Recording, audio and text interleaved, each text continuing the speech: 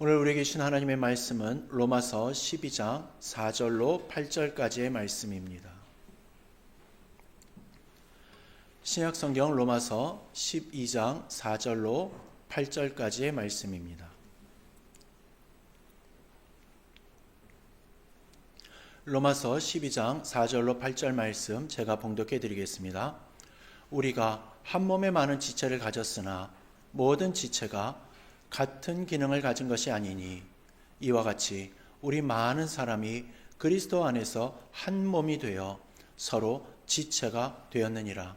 우리에게 주신 은혜대로 받은 은사가 각각 다르니 혹 예언이면 믿음의 분수대로, 혹 섬기는 일이면 섬기는 일로, 혹 가르치는 자면 가르치는 일로, 혹 위로하는 자면 위로하는 일로, 구제하는 자는 성실함으로, 다스리는 자는 부지런함으로, 긍휼을 베푸는 자는 즐거움으로 할 것이니라. 아멘. 이 말씀은 살아계신 하나님의 말씀입니다. 기도하겠습니다. 주님, 이 시간 우리에게 말씀을 듣는 시간을 허락하여 주시며 감사합니다. 이 시간이 그저 말씀을 듣는 시간이 아니라 주님과 만나는 시간 되게 하시고 주님의 말씀 속에 우리들의 삶이 변화되어지는 시간 되게 허락하여 주시옵소서. 주님께서 모든 시간 주장하시고 인도하여 주실 줄로 믿사오며 예수 그리스도의 이름으로 기도드리옵나이다. 아멘. 오늘 설교의 제목은요, 믿음은 무한함이 아니라 맡겨진 분량이다 라는 제목입니다. 제가 작년 여름부터요 헬스장에 다니기를 시작을 했습니다. 헬스장에 다닌다라고 하면요, 벌써 생각이 드는 게 몸짱을 만들려고 하는가, 아니면 바디 프로필을 찍기 위해서인가 라는 이러한 생각을 하실 수도 있을 겁니다. 그죠? 근데 그런 건 절대 아니고요. 작년 11월에 계획된 성지순례를 가야 하는데 체력적으로 문제가 생기면 이 나로 인해서 귀한 성지순례 일정에 문제가 생길까봐 이러한 결정을 했던 겁니다. 그 전까지는 보람의 운동장을 돌면서 약간의 운동을 하기는 했지만요, 외부에서 하다 보니까 추워서 못하고 더워서 못하고 또 비 와서 못하고 대기질이 나빠가지고 못하는 이런 이유들이 많아가지고 운동을 나가는 날보다 못하는 날이 더욱더 많았기 때문에 결국은 헬스장을 선택하게 된 겁니다. 내 헬스장에 가니까요, 제가 보이지는 않더라도 그곳에 계신 분들의 숨소리가 들리고요, 또 말소리가 들려오는데 이 분들의 이 연세들이 짐작이 되는 거죠. 근데 연세가 많으신 분들이 저보다 이 러닝머신을 저보다 더 빨리 뛰고요, 또 기구도 저보다 훨씬 더 무게를 높여 가가지고 이 운동을 하는 겁니다. 이게 처음에는요, 그러한 모습에 정말 많이 위축이 되더라고요. 그리고 순간적으로 이러한 생각이 드는 겁니다. 아니, 나는 나이가 한참이나 어린데 나는 기껏 요 정도밖에 못하나 싶은 생각이에요. 아니, 제 스스로 조금 짜증도 나고요, 헬스장에 창피해가지고 못 다니겠다라는 생각도 드는 겁니다. 아마도 성지순례가 아니었다면요, 하루 이틀 다니다가 그럴싸한 이유를 만들어가지고 그냥 그만 다녔을 것 같습니다. 근데 성지순례를 앞둬가지고 그랬는지 나보다 훨씬 더 빨리 뛰고 또 기구도 무겁게 하시는 분들은요, 오래 해서 그러신 분들일 거고, 나는 그저 시력을 잃고 처음 하는 거니까 그냥 이 정도 하는 것도 대견하게 여기 하는 거 아닌가, 이러한 생각을 하면서 스스로를 위로하면서 다잡았었습니다. 그리고 이제 조금씩 경쟁심이요, 이 속에서 올라올 때면 내가 저렇게 하다가는 성지순례건 뭐건 아예 그냥 운동 안 하니만 못한 상황이 될 수도 있을 거야, 이러한 생각을 하면서요, 내 페이스를 유지하고자 많은 노력을 기울였었습니다. 그러다 보니까 이제 비록 여러 일정으로 인해 가지고 빠질 때도 많긴 하지만 6개월 이상을 계속해서 운동을 하고 있습니다. 근데 이게 신앙도 참 비슷한 것 같습니다, 여러분. 우리는 언제부터인가요, 믿음을 자기 분량대로가 아니라 남의 기준에 자신의 모습을 비교하면서 믿음 생활을 하기 시작을 했다라는 겁니다. 그러다 보니까 믿음을 삶으로 살아내려 하는 지점에서 마음이 무거워질 때가 종종 생기게 되었다라는 거죠. 이 믿음이 좋다라는 말을 들으면요, 그게 부담이 될 때가 있고요. 또 믿음이 크다는 말 앞에서 작아지는 자신을 발견할 때가 있습니다. 왜 그런지를 생각을 해보면요, 우리는 믿음을 자주 어떤 무한한 능력으로 생각을 하기 때문인 것 같습니다. 믿음이 있으면 무엇이든 할 수 있어야 한다라고 생각을 하고요. 또 믿음이 있으면 실패하지 말아야 한다라고 생각을 한다라는 겁니다. 그러다 보니까 내가 못하는 것이 보일 때, 또 내가 감당하지 못하는 상황이 올 때 나는 믿음이 없는 사람처럼 느껴지게 된다라는 겁니다. 하지만 오늘 본문은요, 그 생각을 아주 조용하지만 분명하게 교정을 해줍니다. 믿음은 무한함이 아니라 맡겨진 분량이라고 말이죠.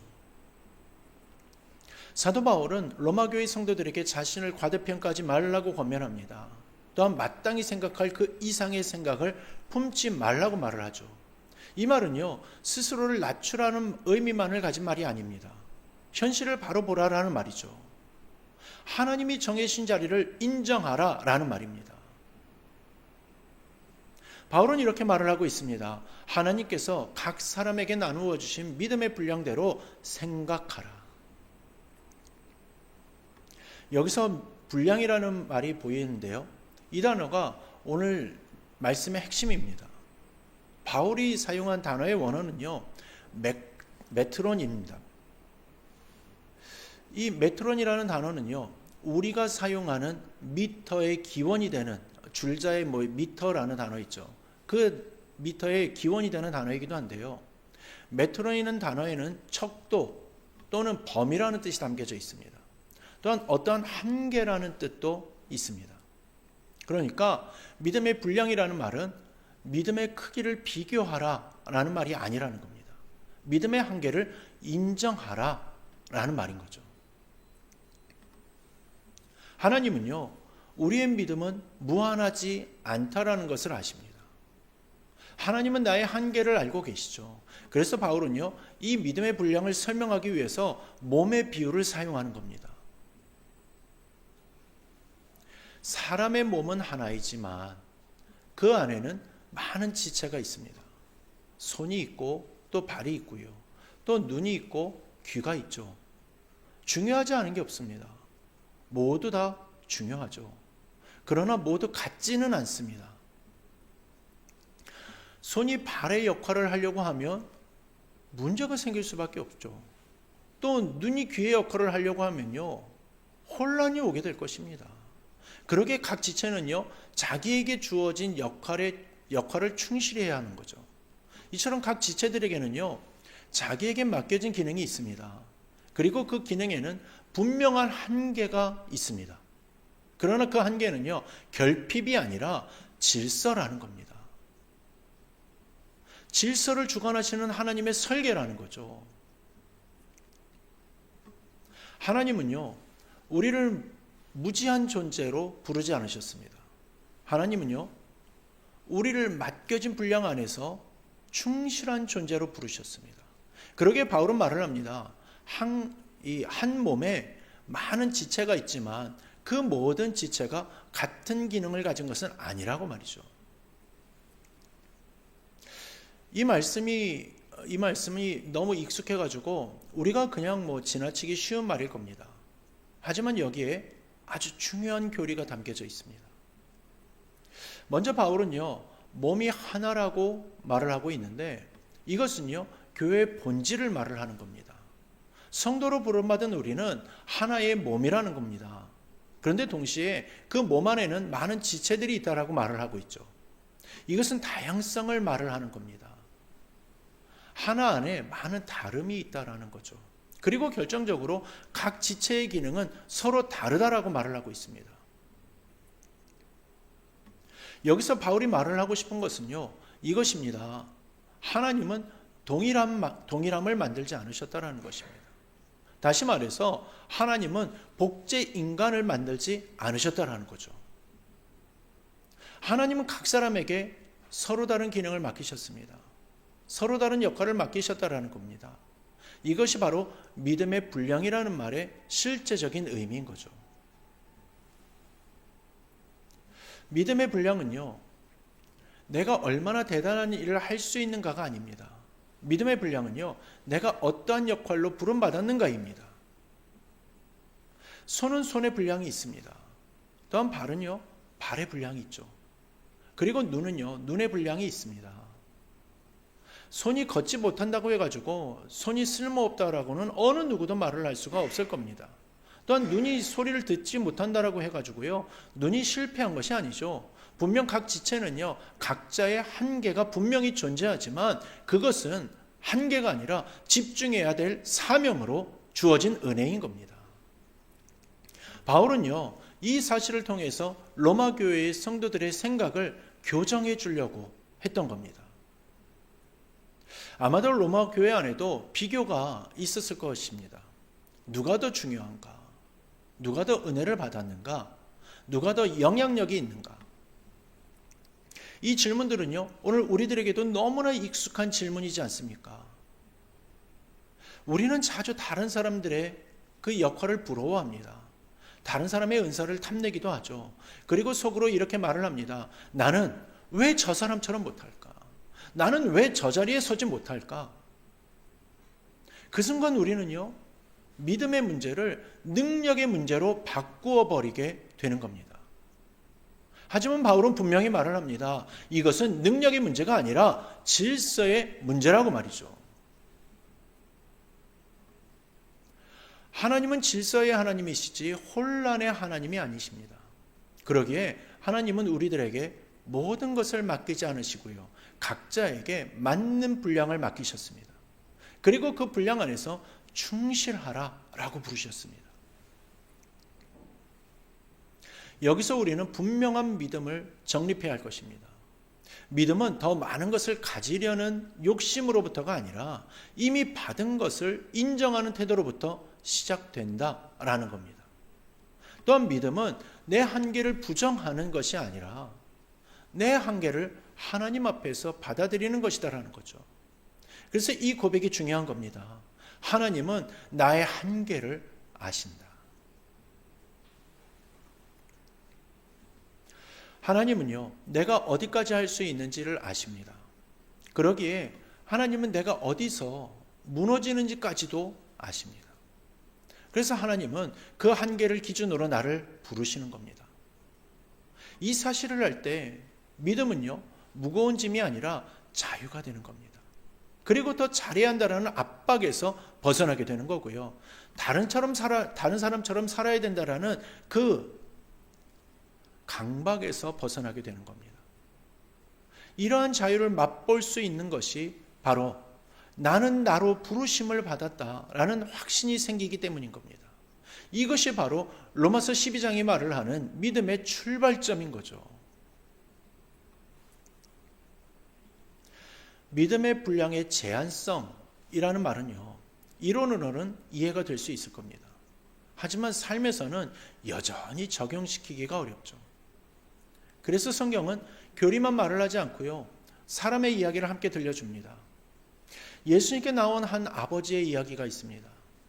귀신 들린 아들을 둔 아버지인데요, 이 아버지는 아들을 고칠 수 있는 능력이 없었습니다. 의사도 소용이 없었고요, 자기 힘으로 그 어떠한 것도 할 수가 없었기 때문에 그저 스스로 무기력함만을 느껴야만 했었습니다. 그래서 예수님께 이렇게 말을 합니다. 무엇을 하실 수 있거든 우리를 불쌍히 여겨달라고 말이죠. 이 말에는 두 가지의 의미가 담겨져 있습니다. 간절함과 동시에 불확실함입니다.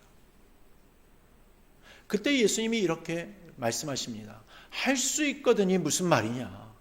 믿는 자에게는 능히 하지 못할 일이 없다. 이 말씀을 우리는 자주 이렇게 이해를 합니다. 믿으면 무엇이든지 할 수 있다. 근데 이 말씀을 조금 다른 각도에서 보면요, 전혀 다른 뜻이 됩니다. 아들의 아버지는요, 아들을 고칠 수가 없었습니다. 그 사실은 변하지 않는 사실이죠. 예수님은요, 무기력하고 무능력해 보이는 이 아버지에게 능력을 주신 것이 아닙니다. 아버지에게 할 수 없는 일을 하라고 하신 것도 아니죠. 예수님은요, 아버지가 할 수 있는 한 가지를 보게 하신 것입니다. 그 한 가지가 무엇이겠습니까? 그 아버지는 소리칩니다. 내가 믿습니다. 믿음이 부족한 나를 도와주십시오. 이 고백이 그 아버지가 할 수 있는 전부였던 겁니다. 아버지의 고백을 들은 예수님은 어떤 반응을 보이십니까? 예수님은 그 고백을 받으시고 그 고백만으로 아이를 고쳐주십니다. 이 장면이 우리들에게 말을 해주는 것은 분명합니다. 믿음은 모든 것을 할 수 있는 상태가 아니라 지금 내가 할 수 있는 한 가지를 하나님 앞에 드리는 것이다. 이 아버지는요, 자신의 한계를 정확히 알게 되었습니다. 그리고 그 한계를 숨기지 않았습니다. 하나님은 나의 한계를 아신다. 이 고백이 그의 믿음이었던 겁니다. 또 한 사람의 이야기가 있습니다. 수르보니게 여인입니다. 이 여인은요, 유대인이 아니었습니다. 예수님과 아무 관계가 없는 이방인이었죠. 딸이 귀신 들린 상태에서 해볼 건 다 해봤을 거고요. 그녀는 아무것도 할 수 없다라는 것을 자각했을 겁니다. 그래서 예수님께 나옵니다. 그리고 살려달라고 간청을 하죠. 근데 예수님의 반응은 우리가 보기에는 매우 차갑습니다. 자녀의 떡을 취하여 개들에게 던짐이 마땅하지 않다. 여러분, 이 말 앞에서 대부분의 사람들은 아마 상처를 받고 물러날 겁니다. 이를 부득부득 깔면서 그냥 돌아섰을 거겠죠. 하지만 이 여인은요, 자기가 할 수 있는 마지막 한 가지를 붙잡습니다. 주여, 옳습니다. 그러나 상아래 개들도 아이들이 먹던 부스러기를 먹지 않습니까? 여러분, 이 말은요, 어떠한 변명도 아니고 논쟁도 아닙니다. 이 말은요, 자신의 자리를 정확히 아는 고백이었던 겁니다. 이 여인은 자신의 한계를 인정한 거죠. 그래서 그 자리에서 예수님께 매달립니다. 그때 예수님은 말씀하시죠. 이 말을 하였으니 돌아가라. 그 이후에 딸은 고침을 받습니다. 이 여인이 한 일이 무엇입니까? 기적을 만들어낸 행동이 아닙니다. 믿음을 과시하는 행동도 아닙니다. 자신의 한계를 알고 그 한계 안에서 예수님께 나아간 겁니다. 이것이 믿음이라는 겁니다. 믿음은 내가 할 수 있는 것을 부정하는 것이 아니라 내가 할 수 없는 것을 인정한 상태에서 하나님을 붙드는 겁니다. 그래서 이렇게도 말을 할 수 있을 듯 싶습니다. 그 정도만 해도 충분하다. 하나님은 그 정도의 믿음을 받으시는 겁니다. 또 그 정도의 고백을 사용하시죠. 왜냐하면 하나님은 나의 한계를 아시기 때문인 겁니다. 이제 바울은요, 믿음의 분량 이야기를 사역의 자리로 옮깁니다. 우리에게 주신 은혜대로 받은 은사가 각각 다르다라고 말이죠. 여기서 바울이 가장 먼저 강조하는 단어는 다르다입니다. 여러분, 은사는 서로 같지 않습니다. 또 역할도 다르죠. 근데 우리는요, 다르다라는 말을 들으면요, 본능적으로 우열을 떠올립니다. 차별하길 이 생각을 한다라는 거죠. 누가 더 중요한가? 누가 더 눈에 띄는가? 누가 더 영향력이 있는가? 하지만 바울은요, 그 생각 자체를 잘라냅니다. 여러분, 다르다라는 것은요, 열등하다라는 뜻이 아닙니다. 다르다는 것은요, 하나님이 다르게 맡기셨다는 뜻입니다. 바울은 예언의 은사를 예로 듭니다. 예언이면 믿음의 분수대로 하라고 말하죠. 여기서 분수라는 단어가 나오는데 이 단어의 원어는요, 아날로기아입니다. 아날로기아는요, 비율이라는 뜻을 가지고 있습니다. 또한 부분이라는 뜻도 가지고 있는데요. 아날로기아라는 단어를 사용한 말은요, 그럼 어떤 뜻이겠습니까? 그건요, 예언의 은사를 받은 사람도 무제한으로 예언을 하는 존재가 아니라는 말인 겁니다. 하나님이 정하신 범위 안에서만 그 은사를 사용해야 한다는 말입니다. 그러기 결국 바울은 다시 한번 같은 말을 하고 있는 겁니다. 믿음은 무한함이 아니라 맡겨진 분량이다 라는 거죠. 이것은 예언자에게도 해당이 되고요, 가르치는 자에게도 해당이 됩니다. 또한 섬기는 자에게도 해당이 되죠. 가르치는 사람이라고 해서요, 모든 문제의 답을 가지고 있는 것이 아닙니다. 또한 섬기는 사람이라고 해서 모든 사람을 다 도울 수는 없죠. 구제하는 사람도, 다스리는 사람도요, 긍휼을 베푸는 사람도 모두 한계를 가지고 있는 겁니다. 그러나 한계가 있다고 해서 실패라고 말을 할 수 없죠. 한계는 실패의 증거가 아닌 겁니다. 또한 죄의 결과도 아닌 거죠. 그 한계는요, 하나님이 정해주신 분량인 겁니다. 여기서 중요한 교리가 또 하나 나오는데요, 하나님은 우리를 하나님처럼 사용하지 않으신다라는 겁니다. 하나님은 우리를 피조물로서 사용하신다라는 거죠. 근데 어느 순간부터요, 사람은 모든 것을 할 수 있어야 믿음이 좋다, 이렇게 생각을 하게 되었습니다. 그 결과 사람들은요, 지치기 시작하게 되는 겁니다. 사역이 기쁨이 아니라 부담이 되고 만 겁니다. 그리고 속으로는 골마가는 마음 가운데에서 이렇게 생각을 하게 되죠. 나는 왜 이것밖에 못할까?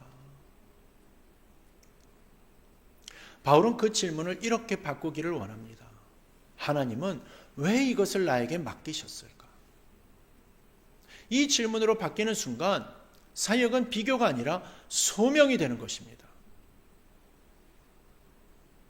믿음의 깊이는요, 더 많은 것을 감당하는 데 있지 않습니다. 믿음의 깊이는요, 자신의 제한됨을 아는 데 있는 겁니다. 그래서 신앙이 깊어질수록 사람은 겸손해지게 되어지는 거죠. 그리고 하나님을 더 의지하게 되어집니다.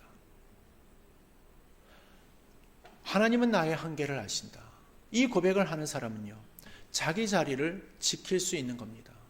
남의 자리를 탐내지 않게 되죠. 그러기에 바울은 이 모든 사역 태도를 한 문장으로 정리를 합니다. 부지런하여 게으르지 말고 열심을 품고 주를 섬기라. 이 말은 무리하라라는 말이 아닙니다. 자기의 분량을 넘어서라는 말도 아닙니다. 맡겨진 자리에서 성실하라라는 말인 겁니다. 이제 말씀을 정리하겠습니다. 오늘 로마서 12장을 통하여서 우리는 믿음을 다시 정의하게 됩니다. 믿음은 무한한 가능성을 증명하는 힘이 아니라 믿음은 하나님 앞에서 자신의 자리를 아는 태도이다. 다시 말해서 믿음은 무한함이 아니라 맡겨진 분량이라는 겁니다. 이 사실을 알지 못하는 신앙은요, 끝없는 부담으로 다가오게 될 것입니다.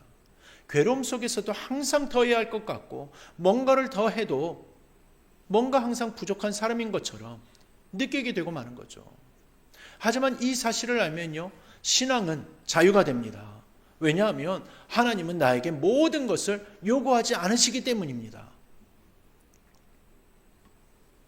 하나님은 내가 감당할 수 있는 만큼만 맡기십니다.